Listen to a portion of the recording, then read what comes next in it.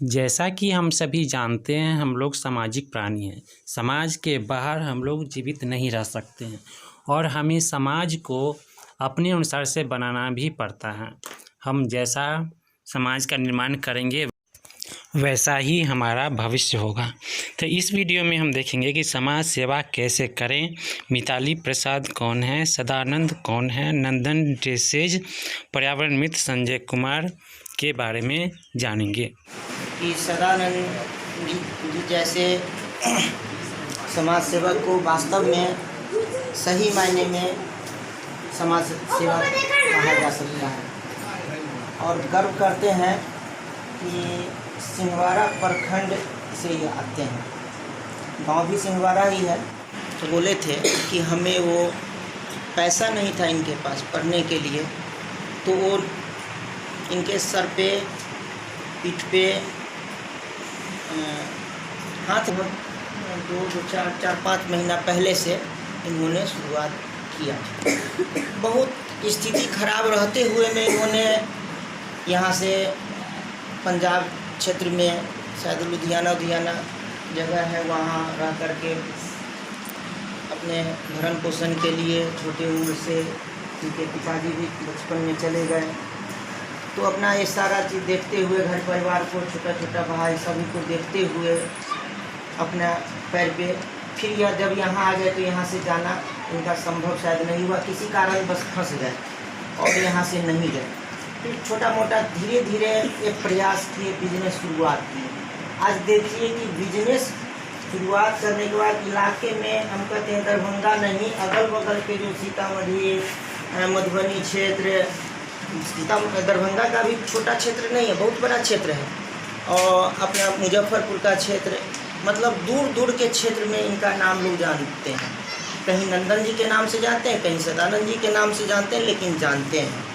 तो ये कैसे करके, इससे पहले सिंहवाड़ा उस रोड में, रामपुरा रोड में ये सिलाई का केंद्र खोले, क्योंकि जगह का दिक्कत था और वहाँ वो स्टार्ट किए।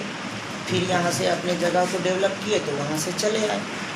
लगभग हमारे ख्याल से लगभग रेगुलर ये 20-25 कारीगर को रेगुलर पेमेंट कर रहे हैं। समय से ये विकराल परिस्थिति 2-2.5 साल से जो चल रहा था, उस विकराल परिस्थिति में भी सभी को अच्छे ढंग से पेमेंट किए हैं। कुछ महिला तो ऐसा भी बोली कि हमें मास्क बनाने के लिए वर्क दिए, और मास्क का भी बहुत सारा जो है कहीं निःशुल्क में, कहीं कुछ ऐसे करके, और सबसे उस परिस्थिति में महिला को एक तरह से रोजगार जो ही 2-4-5 रुपया करके अच्छा खासा ये जो है उस समय में भी परिस्थिति को संभाले हैं। ऐसे परिस्थिति के लिए तो इनको जो है इनके नाम पर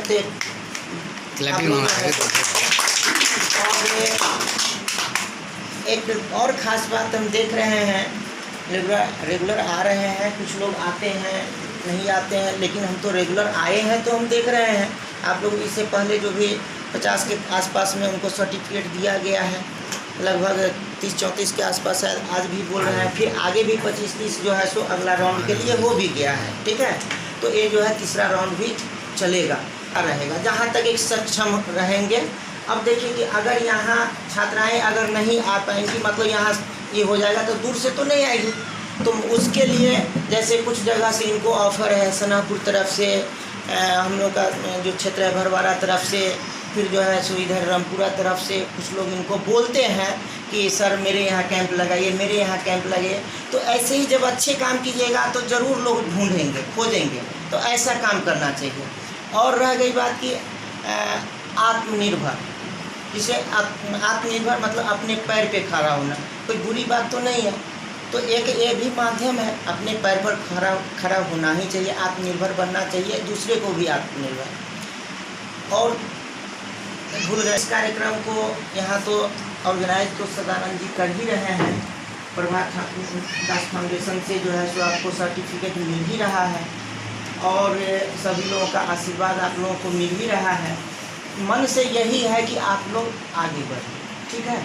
और देखिए कि शुरू से वंदना जी मतलब लगी हुई है और सेवा दे रही है, इनके लिए, इनको हौसला अफजाई के लिए तो हमेशा देख लीजिए कि सब कुछ अपने घर का भी देखती है, और कि मतलब आप लोगों को भी कुछ हम ये करें। तो ऐसा है कि जैसे वंदना जी अभी मन में आया है, इनसे संपर्क किए, कुछ कर रही है, तो आप लोगों में से भी बेहिचक जो इससे पहले निकल गए हैं और अभी आप लोगों में है, अगर बेहिचक अगर कुछ थोड़ा समय दे देते हैं और आगे बढ़ने का मतलब, जब सोसाइटी में जाइएगा तो बोलने आएगा, चलने आएगा, समझने आएगा, अच्छे अच्छे लोगों से जो है सोसाइटी में बात विचार होगी, बढ़ने का मौका मिलता है, ये सब होना चाहिए। तो ये सब चीज़ आपको घर में नहीं मिलेगा, ठीक है।